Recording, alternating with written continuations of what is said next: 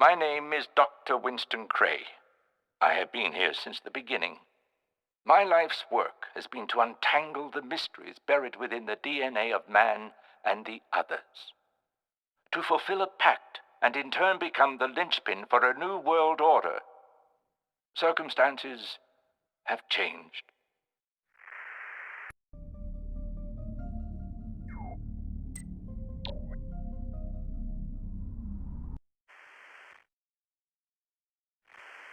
For the uninitiated, I am Mr. White. My real name is unimportant. I am the facilitator of Dreamland. Yes, the maker of dreams. I like that. It's poetic.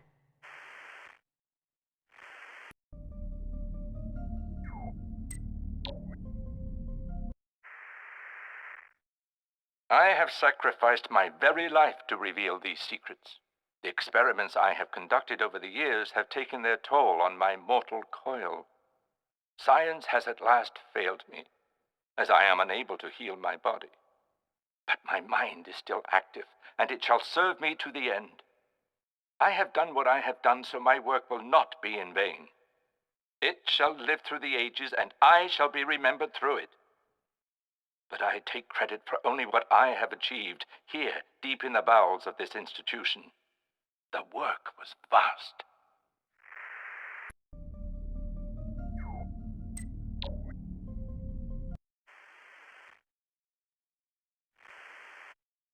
I first met Dr. Winston Cray during the Second World War. His brilliance in early DNA research earned him a leading role in developing biochemical weapons. The success of the Manhattan Project was inconsequential compared to the success we achieved. But our projects were never approved for moral implications. So unbeknownst to Dr. Cray, I engaged in several experiments of my own in the Midwest. Oh, the horrors I inflicted led to so many wonderful discoveries. But then the alien craft crashed in Roswell, and things took an interesting twist. When I discovered the biochemical marvels hidden in the one called Edgar, I sent Dr. Cray to work immediately.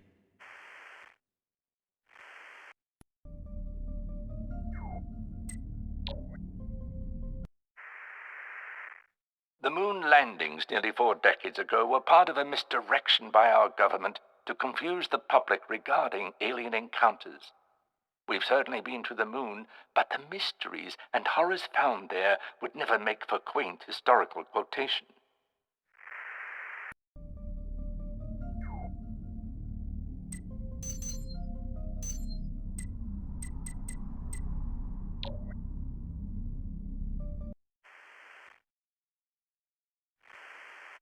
Working with the Greys, as they are called, has been invigorating. The staff is scared to death of them, owing in part to an incident where a linguistic coordinator accidentally bumped into one during an early negotiation. The man's face was quickly and neatly torn from his skull. I could swear I saw him register surprise in what was left of his eye sockets. And yes, it's true. Part of the pact gives them human subjects to experiment on, the results of which are quite often gruesome. But I still find them a fascinating and brilliant species.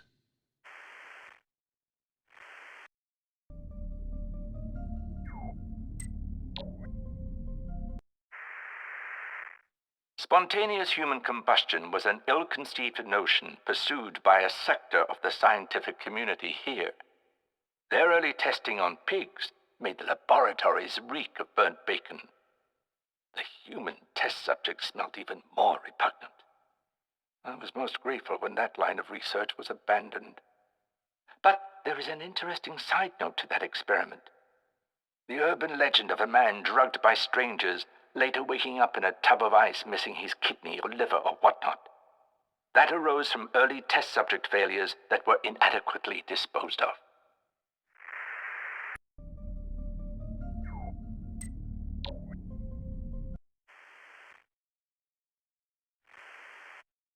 It has always been the goal of our organization to do what's best for mankind. The pact with the Greys simply pushed up the timeline.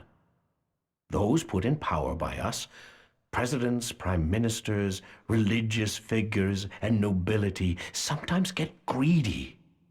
However, an assassin's bullet, or the delightfully degenerative effect of the many diseases in our control, usually takes care of that.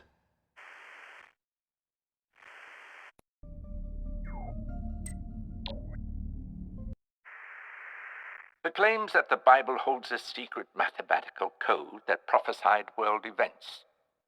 That was initiated by a group of scientists who got inebriated one evening and thought it would make a good practical joke. Crop circles were another one of that crew's pranks.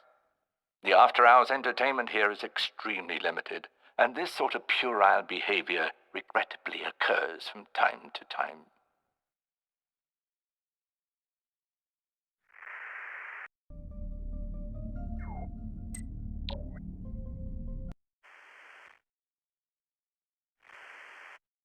Some have called our plans a Luciferian conspiracy. But they will not say such things after the coming of the new guard. They will hold their tongues.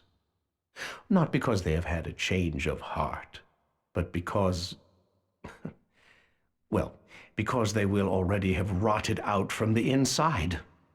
The chips we've implanted in the majority of the population under the guise of vaccinations allow us to watch the watchers. Now, how could anyone say the pact was a bad thing?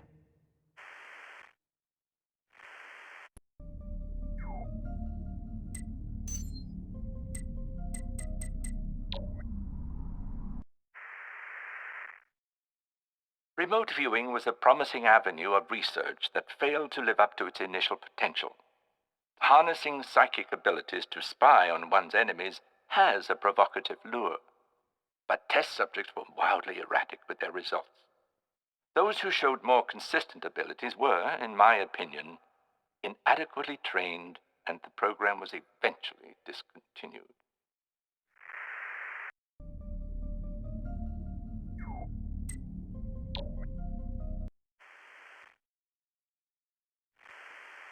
The technology we've been able to create as a result of the pact helps everyone.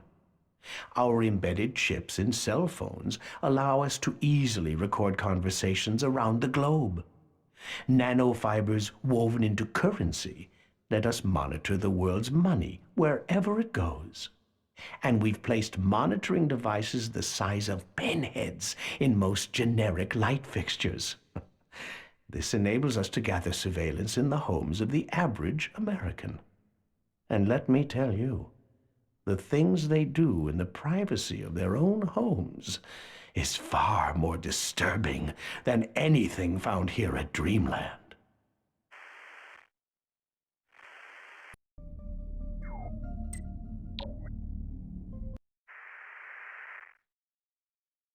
As for my own work, it has always been the primary focus of Area 51. And these other diversions, black helicopters, cow mutilations, and the like, have been the pastime of those unable to grasp the importance of my research.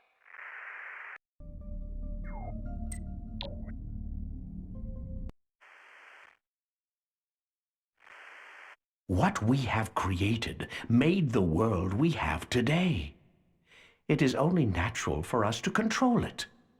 People simply do not understand what it takes for them to safely eat their hamburgers, see their television shows, drive their cars. It's a dangerous world, which is why the pact is of such immense benefit to us. It offers us a delightful weapon that causes epidemic mutation and destruction of our enemies. And the masses can sleep at night, nary a care.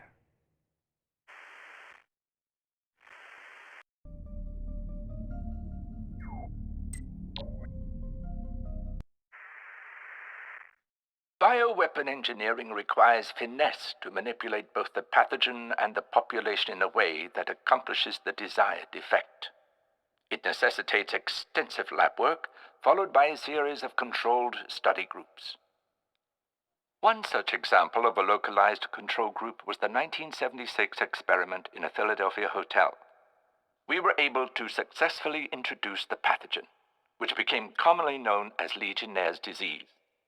It became the model for more complex experiments released into larger population groups, such as HIV and the SARS virus. Ebola has been the most virulent of our population-tested experiments, and the most difficult one to keep in check.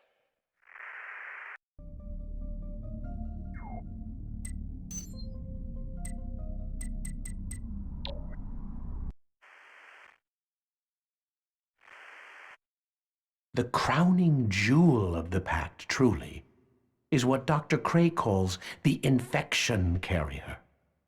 Edgar's biochemistry held the key. I don't claim to understand the specifics, but the result is magnificent. Death has never been more beautiful.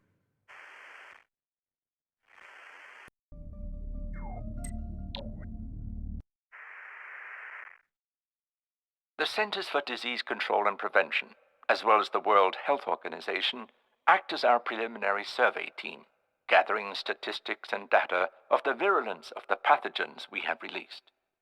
They also monitor established outbreak parameters, so the pathogens remain under our direction.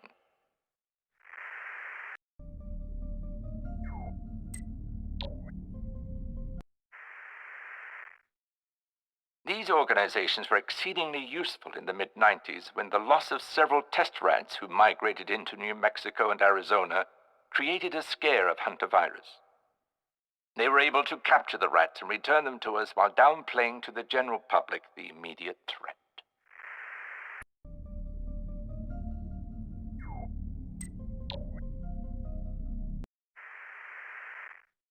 The end result of these controlled experiments was to be the resurgence of bubonic plague and smallpox to create a pandemic, allowing the government to control the surviving population with considerable ease.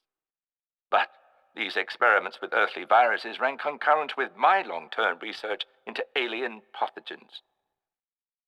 The difficulty of unlocking the alien mitochondria was a continual disappointment to me until May 17th, 2002.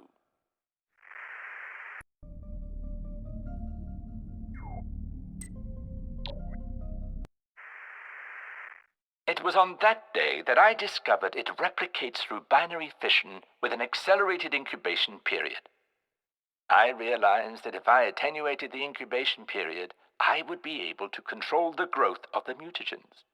Since then, I've been able to easily manipulate the alien DNA and hybridize it with human DNA. These experiments have given rise to my greatest innovation, a living, breathing, unstoppable organism I call the infection carrier. Others refer to it simply as the weapon.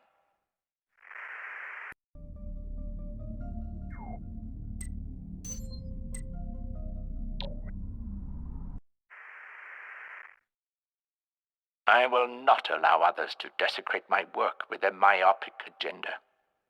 I will stop them with the weapon that they conspire to use against me. The world will not forget Dr. Winston Cray.